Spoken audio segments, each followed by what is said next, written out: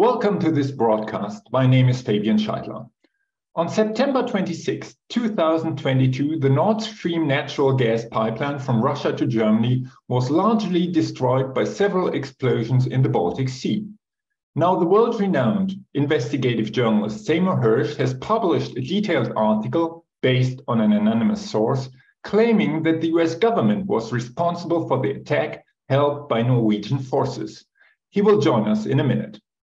Seymour Hersh has been one of the most influential and renowned investigative journalists in the world for more than half a century.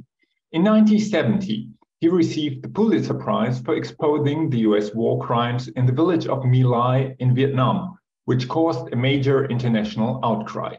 He also covered the Watergate scandal for the New York Times. In 2003, he broke the story about the US torture practices in the prison of Abu Ghraib in Iraq, for which he received the renowned Polk Award. Now he joins us from Washington, D.C. Welcome, Seymour Hersh. Hello. Please start to lay out your findings in detail. What happened precisely, according to your source? Who was involved, and what were the motives behind it? What I've done is simply explain the obvious. It just was a story that was begging to be told.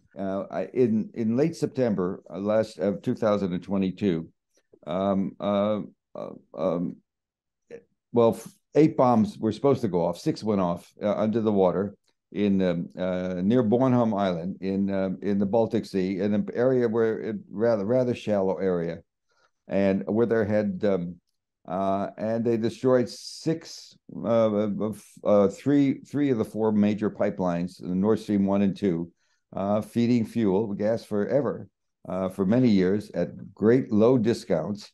I guess at the second pipeline, Nord Stream 2, if it had gone into business, was a new one, had been stopped by sanctions by German sanctions.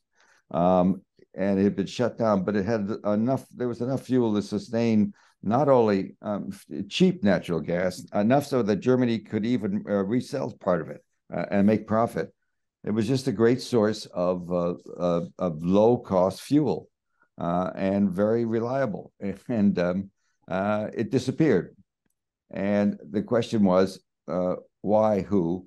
As in the build-up to the war in Ukraine, in which we supported Ukraine totally, in February of last year, a year ago, the President of the United States, Joe Biden, with the Chancellor, your Chancellor next to him at a meeting in the White House, a meeting to make our commitment to our support. Russia had not invaded then, but it was clear it was going to. There was no doubt about it. And he then said, we can stop Nord Stream 2, the new Nord Stream, the new pipeline, was of great concern to us. The wording was, from Joe Biden, I quote, in February 7, 2022, if Russia invades, there will be no longer a Nord Stream 2. We will bring an end to it. And when a reporter asked how exactly he intended to do it, given that the project was within the control of Germany, Biden just said, I promise we will be able to do it, unquote. If Russia invades, that means tanks or troops crossing the border of Ukraine. Again, then there will be no longer a Nord Stream 2. We will bring an end to it. How will you do that exactly? Since the project and control of the project is within Germany's control. We will. I promise you, we'll be able to do it. And his Undersecretary of State, Victoria Nuland, who was deeply involved in what happened in what they call the Maiden Revolution in 2014, had similar language a couple of weeks earlier. But you say that the decision to do so, to take out the pipeline, was taken even earlier by President Biden. Well, you lay out the story very clearly from the beginning, chronologically, from December 2021, when the National Security Advisor Jake Sullivan convened, according to your piece, a meeting of a newly formed task force from the Joint Chiefs of Staff, the CIA, and the State and Treasury Department. And you write, I quote, Sullivan intended for the group to come up with a plan for the destruction of the 2 Nord Stream pipelines. let me just say this. Initially, the group was convened in December to study the problem. It was a group, they brought in the CIA, and this was a secret group. They were meeting in the most secret, they were meeting in a very secret offices. Right next door, there's an office building next to the White House that's called the Executive Office Building. They were meeting there, and it's important to say, I did say where it was because that's the place you're not supposed to know about. So where was it? It was across the street. The White House has offices, and it's called the Executive Office Building. The White House is a compound. There's a compound. There's a fence around it now, bigger and higher than ever as we get more. It used to be an open place. In the old days, you could walk in and knock on the door until about 1920, after World War I, I think. Anyway, there's an office building next door that's connected underground and through a tunnel, where most of the offices of various committees are. And at the top of it is a meeting place for a secret group that is an outside group of advisors called the President's Foreign Intelligence Advisory Board. They meet on a more or less hidden top floor in the building. You wouldn't know it's there. It's not marked, but there's a passageway. Anyway, that I only did that to let the people in the White House know that I do know something, and so the meeting was convened to study the problem. What are we going to do? Russia's going to go to war. How can we? This is the 3 months before the war, or before Christmas of 2000. A year and 3 months ago, and the issue was it was a high levels group. It probably had a different name. I just called it an interagency government. I don't know the formal name for it, if there was one. It was the CIA and the National Security Agency, which monitors, intercepts communications. You have a similar agencies here, and the State Department and the Treasury Department, which supplies money. And I don't know, probably a few more other groups that were involved, but they're basically the Joint Chiefs of Staff had a representation. But what happened then? I mean, you say that in December 2022 they convened. The big question they have, and I'm writing this obviously from inside, is do you want us to give you recommendations about what to do about stopping Russia that are reversible? More sanctions, economic pressure, we'd already been doing that, or irreversible being kinetic, bomb, bang, bang. Well, it was clear very early as the perception of the people. What I cannot do for you is indicate anything about what I learned specifically, because that I have to protect. My job is to write what I can without giving any clue as to who's talking to me. Yeah. So I don't want to talk specifically about any particular meeting, because that may be only, I don't know how many people were at it. Do you understand what I mean? Yeah.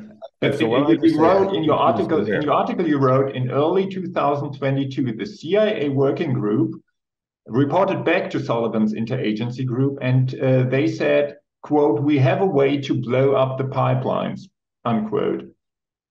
What they did is they did have a way. There were people there who understood what we call in America mine warfare.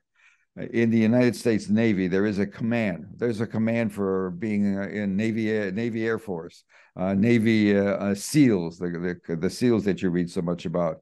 The Navy also has groups that go into submarines, and there's also one command about nuclear engineering. The least sort of important command that nobody cares about is the mining command. Underground mining is very important, and we have skilled miners at probably the most important place for training miners is in this little crazy resort town called Panama City, in the middle of nowhere in Florida. Be close to, if anybody knows the geography, on the Gulf of Mexico, below Alabama.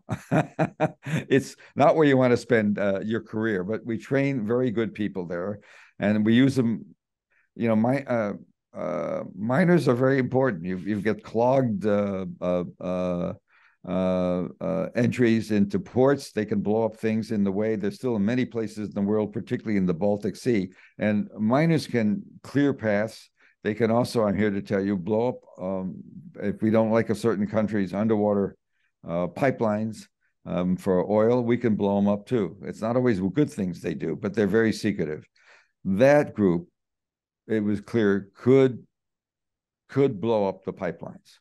Let's leave it at that. There's an explosive called C4, which is incredibly powerful, devastating and particularly in the amount they use. And so it's a wonderful controlled, you can destroy it, operate it remotely with by underwater with the sonar devices to send very low frequency signals. It's possible. And they told the White House that.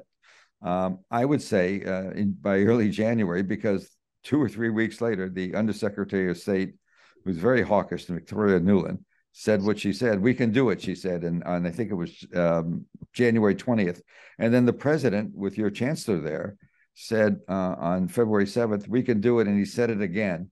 And your chancellor said nothing specific. I did not include his quotes in my article, because what he said was vague. He said, well, we're happy to have American support. But a question that I would ask him if I had a parliamentary hearing is, did the president tell you about this? Did he tell you at that time why he was so confident he could blow it up, that we had a plan? We didn't have a plan. We knew we had the capability to do it.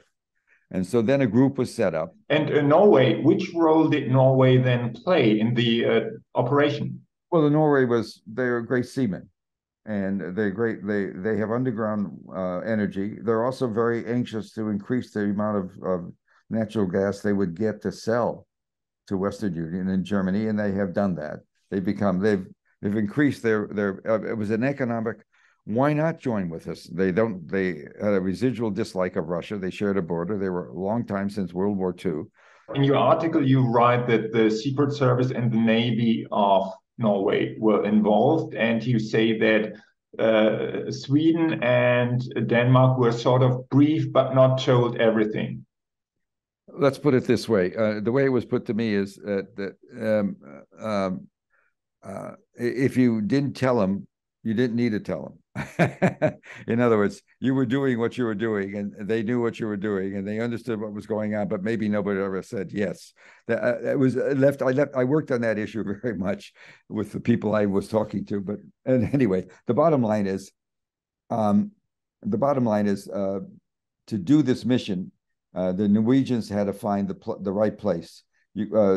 Divers can only go, the new modern divers, without the old headgear and having a compression and having the vehicle that dropped you off, stay there. The divers that we trained, and our divers, the divers that were being trained in Panama City were the best. We were around the world. They were assigned to Navy units around the world, but they could go to 300 feet underground with a mixture of without a heavy World War II diving tank. You know, the stuff that weighed 200 pounds and you had to be dropped down. They could go up to 300 feet with a mixture of oxygen and nitrogen and helium, which is really interesting. And where the Norwegians found a place off the Bornholm Island, it's in the Baltic, that was only 260 feet deep. So they could operate. They would have to return slowly. There was a decompression chamber, and we used the Norwegian submarine Hunter, in which we installed a decompression chamber. It's not part of the makeup of it. We flew in one and put it on. So once they did and only 2 divers were used for the 4 pipelines. And I love, there's people coming out who do what they call open source intelligence, saying, well, this couldn't have happened, that couldn't have happened. And the first thing you do when you're planning this kind of an operation is you leave enough of breadcrumbs. If you remember the children's story, Following Bread, you leave enough breadcrumbs for them to be able to write, as a couple already are, oh, this couldn't have happened because we monitored this and it wasn't there. So they know, the first thing you know is how to deal with those people who monitor. There's a great deal of open source information. So we took care of them. There's 3 or 4 different people, all different stories. Everybody has a different story. But what they did is really simple. They had a Norwegian, the Norwegians were the people that said to us every summer for 21 years, our Navy's 6th Fleet, which has control of the Mediterranean and also the Baltic Sea. It's a fleet We have 6 fleets because there's a 3-star admiral running them. There's another fleet based in the Gulf. There's a fleet in the West Coast. I'm just saying it's just like a headquarters, a command, and that command agreed. I know more about this than I'm going to tell you or write.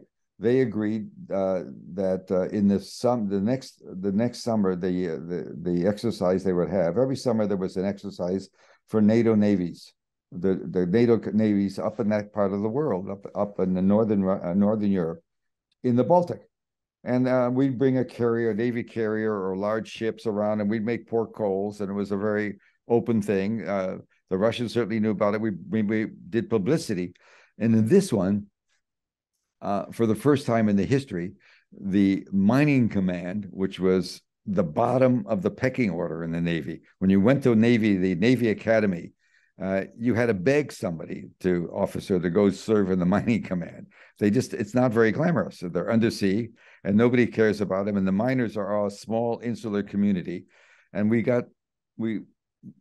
know who the good ones are, and you don't see that command in movies or on television. They just don't do it. They're not SEALs. They're not Navy SEALs. They consider SEALs to be like swimmers. They're not, and they won't talk, and they're very safe, and they haven't talked.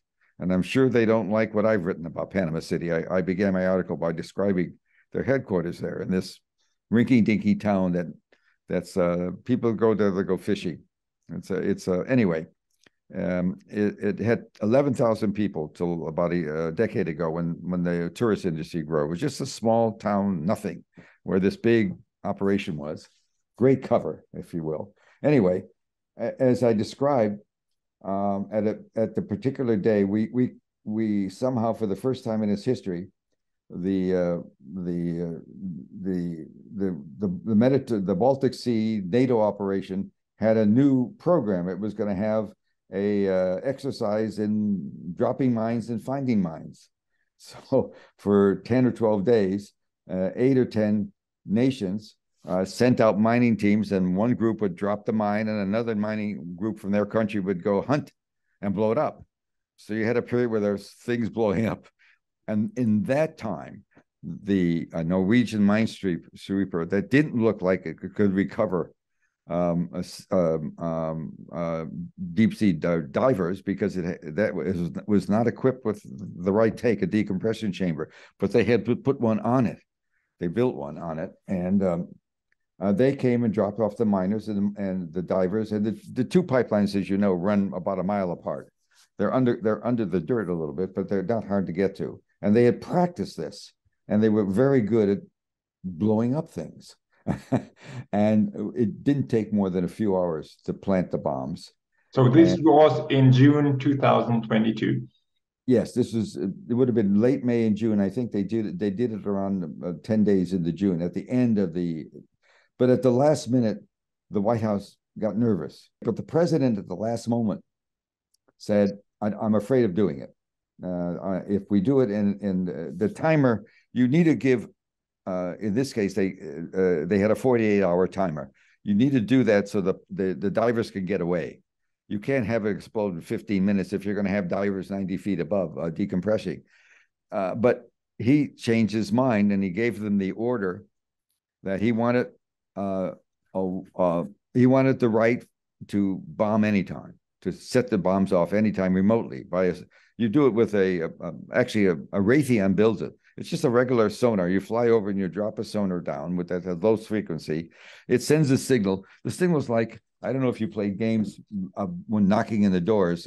The signal's really it's as simple as that. It's the kids play that game. Knock, knock, knock, knock. It's a signal. It's as simple as you want. So you can describe it as a flute sound too. You can make different frequencies. And the worry was that one of the bombs, if left in the water too long, would not work. And as you know, 2 did not. They only got 3 of the 4 pipelines. Obvious. And you have, by the way, it's not just one bomb. The pipelines are covered by a steel cover to protect them from the elements. And the pipelines are protected too. A concrete cover, actually. And it was steel over the pipelines. You had to first blow away the concrete, or you had to have a force strong enough to blow away the concrete and the pipeline. One of the bombs didn't work because obviously, whatever happened, salinity or what you will, and so there was a panic to find inside the group. There was a panic to find the right means, and we actually had to go to other intelligence agencies, and that we did it. I didn't write about that. I just chose not to.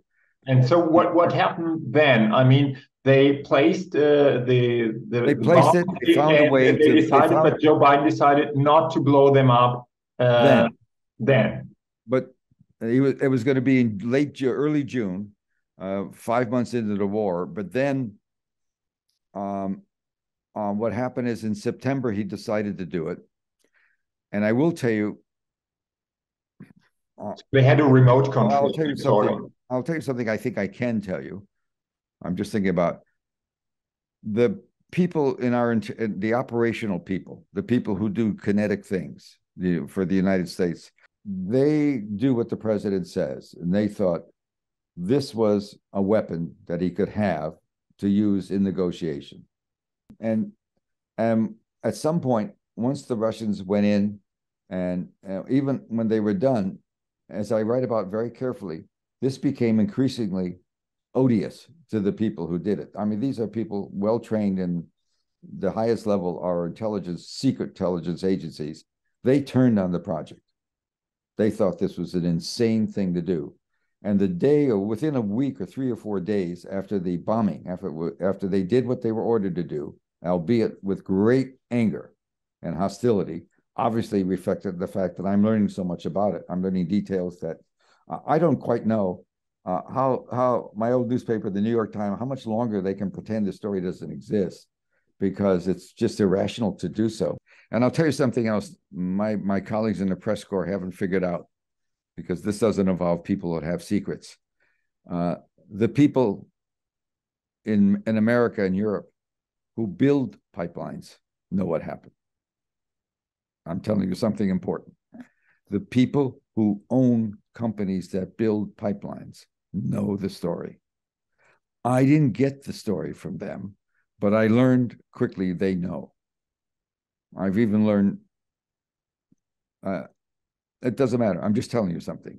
It's there for the taking. You can't hide. You can't hide blowing up a pipeline. And let's come back to this situation in June last year. So the president, Joe Biden, decided not to do it directly, and they postponed it. So why did they do it then in September? What happened then? You don't know, but a couple of days later, the Secretary of State, Anthony Blinken, after the pipeline was blown up, he gave a speech in which he was at a news conference, in which he said, "We have taken away." We've taken away a major economic and almost military force. He said Russia can no longer weaponize the pipelines to make force Western Union not to support us. The fear was Western Europe. The fear was that the war in Ukraine, which was not going well, obviously very well. The biggest problem in Ukraine is at the top, corruption. At the top. I mean, from the boss down. I mean, probably one of the issues, so I understand, is Zelensky's taking too much of the money and the generals are, he's taking too much of the cut, as they say in Hollywood gangster movies. The swag. He's taking his shares. He shouldn't be taking as much. I'm just telling you what's it's in the community. What I'm telling you about is in the community. This kind of language, my intel community, and it's been anyway. I'm getting off the point. So the point is, I think that the reason they decided to do it then, the war wasn't going well, and they were afraid with winter coming. The pipe Nord Stream 2 has been sanctioned by Germany. It's been stopped by your country, not international. And they were afraid that they would lift the sanctions, because if it's in a bad winter, and it wasn't, as you know, the fall was quite mild here, but now, boy, it's been very cold, I know, in Berlin. What are the motives when you look behind the scenes?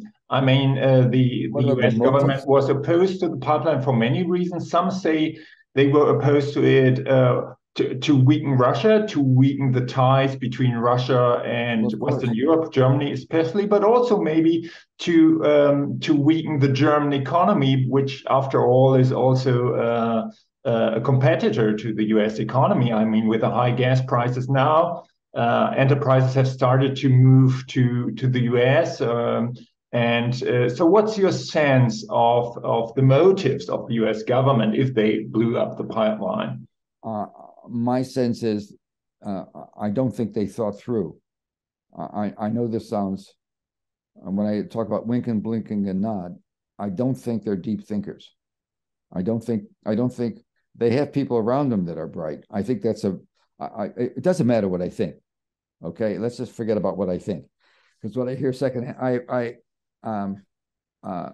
there certainly are people in the American economy who like the idea of us being more competitive. We're selling LNG, liquefied gas, at an extremely big profits. We're making a lot of money on it.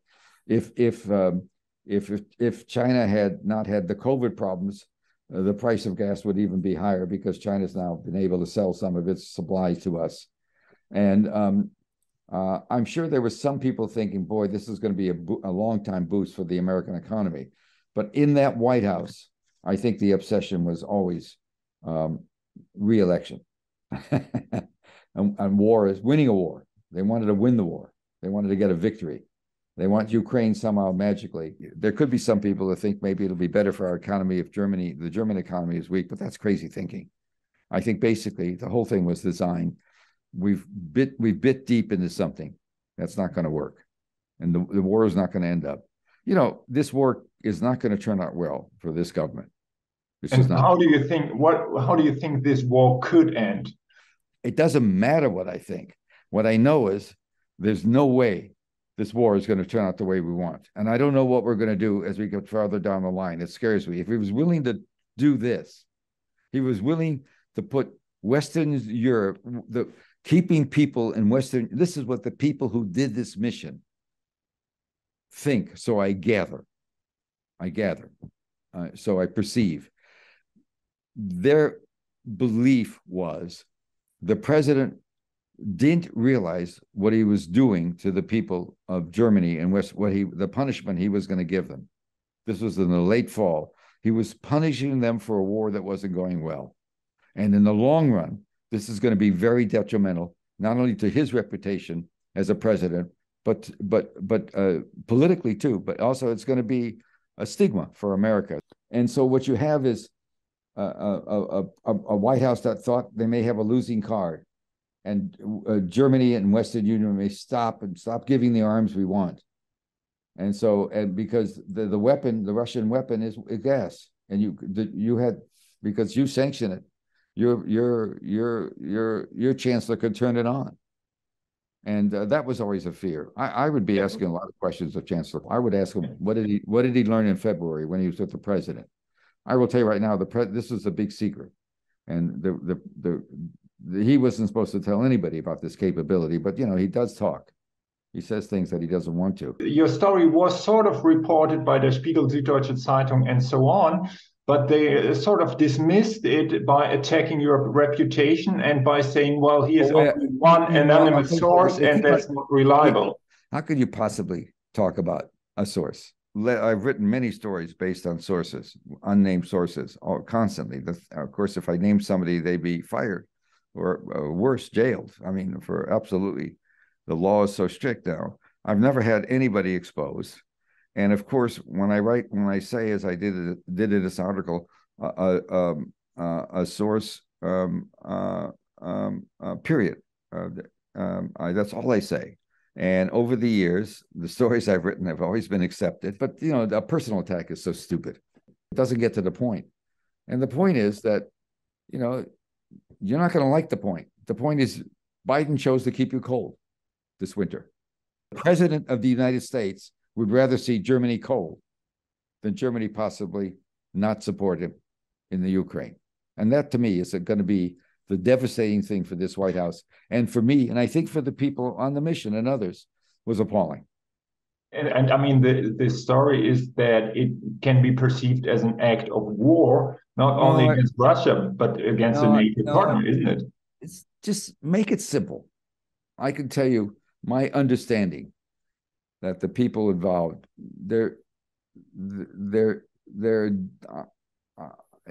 I'm talking the same way.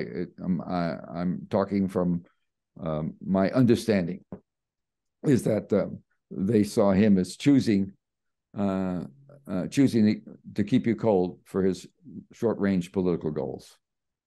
And that horrified, I'm talking about American people that are intensely loyal to the United States, intensely loyal.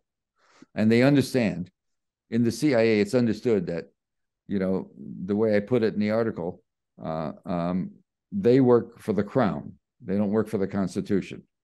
You know, the one virtue of the CIA is a president who can't do anything with Congress and nobody listens to him. You can take a walk in the backyard of the Rose Garden of the White House with the CIA director and somebody can get hurt 8,000 miles away. That's always been the selling point of the CIA, which I have problems with it.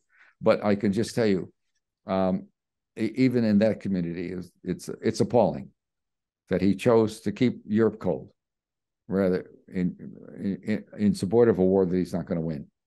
And that to me is heinous. You said in your report that the planning of the attack was not reported to Congress as it was necessary with other covert operations. The White House always says, "Oh, that's actually untrue of everything that's done." You know what? Yeah, sure. It wasn't reported to many places inside the military what it should have been either. Okay. There were other places. There were people that should have known that did. It was very secret. Okay, big deal. Big deal on Banana Street, we say in America. Anyway. I appreciate it very much that you took your time. I think your reporting is very courageous. What's courageous about telling truth? Our job isn't to be afraid. And sometimes it gets ugly. I mean, there have been times in my life when, you know, I don't talk about it, but, you know, threats aren't made to people like me. They're made to children of people like me. And so there's been awful stuff, but you don't worry about it. You know, you have to just do what you do.